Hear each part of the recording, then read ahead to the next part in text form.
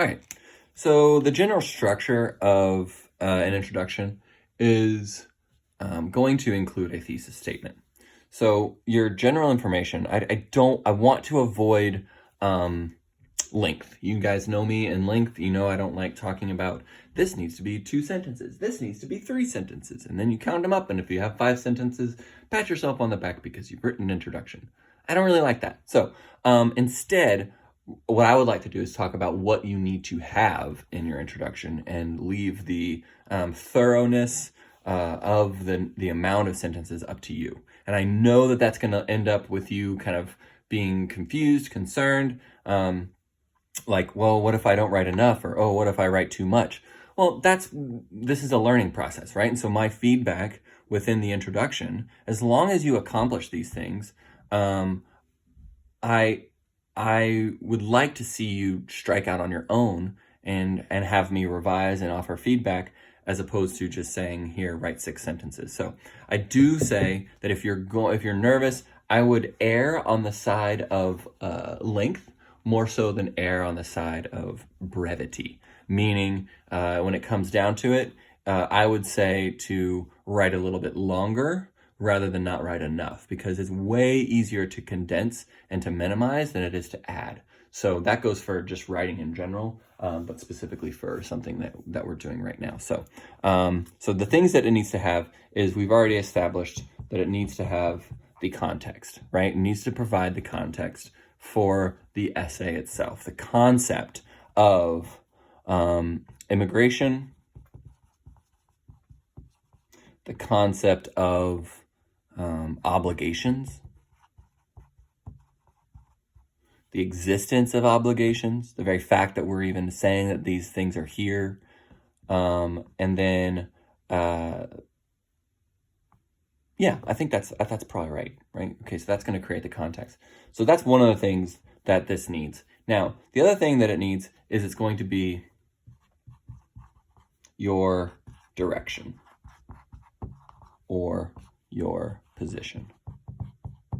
So if you're providing this context, the next content, the next element that needs to be in your introduction is your specific position on this concept, the context that's up here, right? So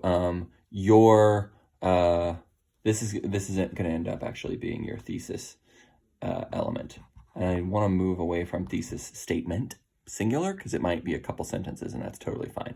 So your thesis element is going to be your specific direction or your position. This is where, yes, either in one sentence as a list or in several sentences, you are going to present the obligations. Oh, and one other element in here that you guys within the context you'll need to have as within a sentence or as its own sentence is whether or not you are speaking on behalf of citizens or immigrants. Okay, so this is the role that you've been assigned. So whether or not you are writing as a citizen or as an immigrant, obviously you wouldn't use I am writing as a, but you would have it in a statement such as this is what I mean by obligations, and I believe that citizens have obligations too, and that would lead directly into your thesis statement here. Okay, so think of there being connective tissue between these concepts. And this is all part of the same paragraph. So your direction and position, thesis element, present the obligations, and you're presenting them as fact, right? Or presenting them as statements rather than I think. Because, and I know I just mentioned it, but if you say something like, I believe that citizens have obligations, you don't need the I believe.